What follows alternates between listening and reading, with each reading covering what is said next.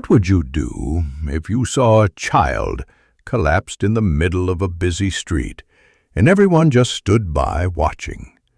What if the only person brave enough to act was another child, covered in dirt, wearing torn clothes, but with the heart of a hero? This isn't just a story about courage. It's about a moment that changed everything.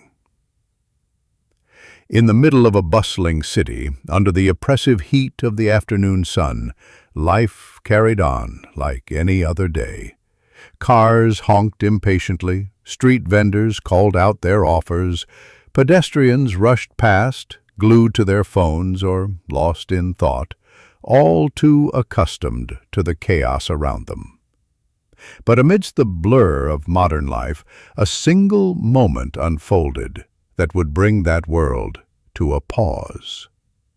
On the side of a cracked pavement, just beyond the shadow of a tall glass building, a young boy, no older than 7, knelt beside another child who lay still, lifeless, unmoving. His hands were small, trembling, and covered in dust. His face was flushed with panic, and his thin, sun-kissed arms moved frantically as he pressed his palms against the chest of the boy lying before him. This was Mateo. He wore no shoes. His clothes were torn in places and stained with dirt.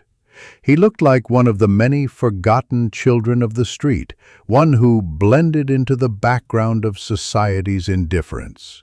But in this moment, he was the only one who moved, the only one who did anything.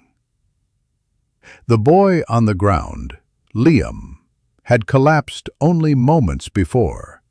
No one saw exactly what happened. Maybe heat exhaustion, maybe hunger, maybe something far more dangerous. But what shocked people most wasn't just the sudden collapse. It was what happened next. Dozens of people had gathered, surrounding the scene like an audience at a stage. Some stood with phones held high, recording. Others whispered to one another. A few even called for help. But none moved. None bent down. None stepped forward. Except Mateo. He hadn't known Liam. He hadn't spoken to him before, but when he saw him fall, his body crumpling like a paper doll, his head hitting the hard concrete with a sickening sound, Mateo didn't think. He ran. And now, with his knees scraped and his hands shaking, he performed CPR the best way he knew how. Not from a book, not from a training session, but from a YouTube video he had watched once at a public library. A video he'd never forgotten, even if he didn't understand all the words. "Come on, breathe," he whispered, pressing again and again. "Please wake up, please." A single tear fell from Mateo's eye, leaving a clean trail on his dusty cheek. His lips quivered, but he didn't cry out. His tiny fingers interlocked the way he remembered seeing, pressing into Liam's chest with more strength than anyone thought a child could have. No sirens yet, no professionals, just him and a stranger lying on the edge of life. People around him began to whisper louder. "Where are his parents? Is he really trying to help? He's just a kid." One man even muttered under his breath, "It's too late." But Mateo ignored them all. In his mind, there was no time for doubt. He had seen people fall before. He had seen them never get back up. And he had promised himself he would never just watch. He didn't know Liam's name. He didn't know his story. But he could tell from the boy's shoes, clean and new, that he came from a different world, one with comfort, one with safety, a world Mateo had never known. Still, in this moment, their worlds had collided, and only Mateo had the courage to act. He kept going, pushing, counting silently. whispering the same hopeful words again and again. Then, a cough. It was faint, barely noticeable, but Mateo heard it. His eyes widened, his hands paused, and then another cough, louder this time, a sputter, a sharp inhale as Liam's chest rose on its own. The color began to return to his face. Gasps echoed from the crowd. Someone dropped their phone. A woman cried out, "Oh my God, he's breathing!" And suddenly the crowd came alive.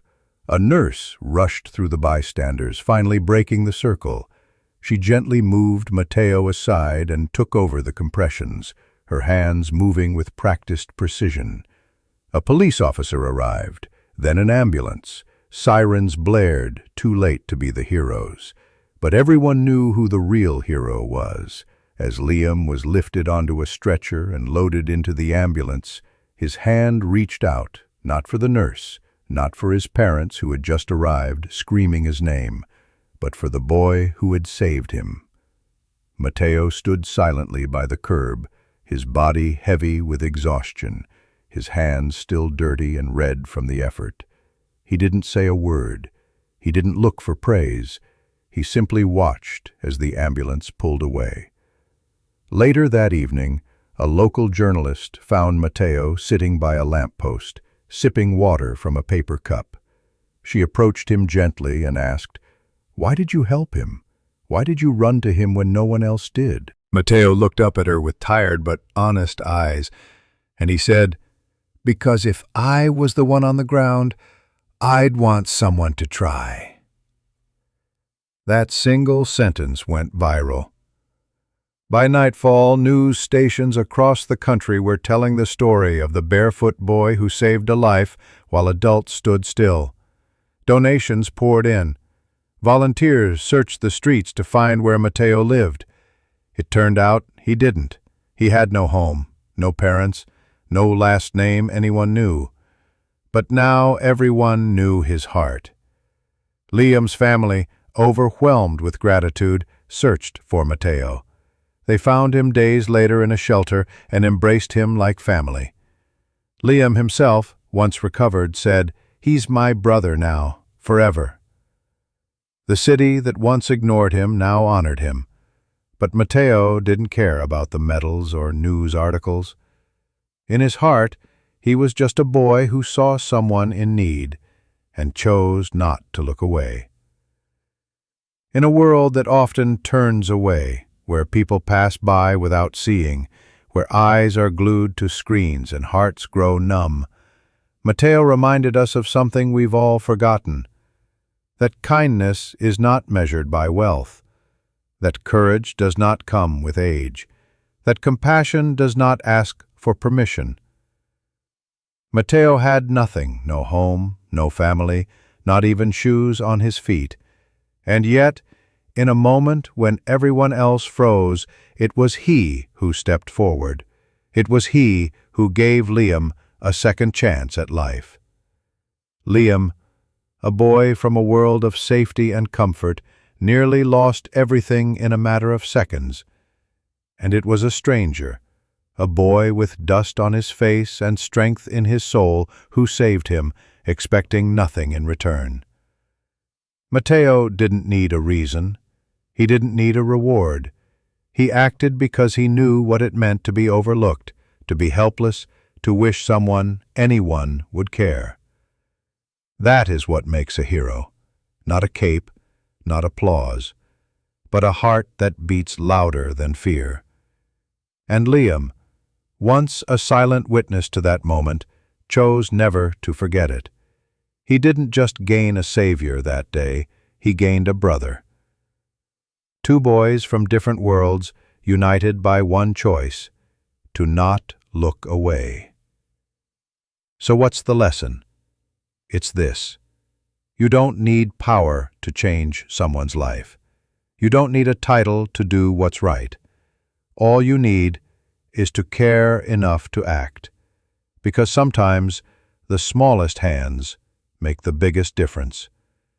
And when history forgets the names of the bystanders, it will always remember Mateo, the boy who tried when no one else did.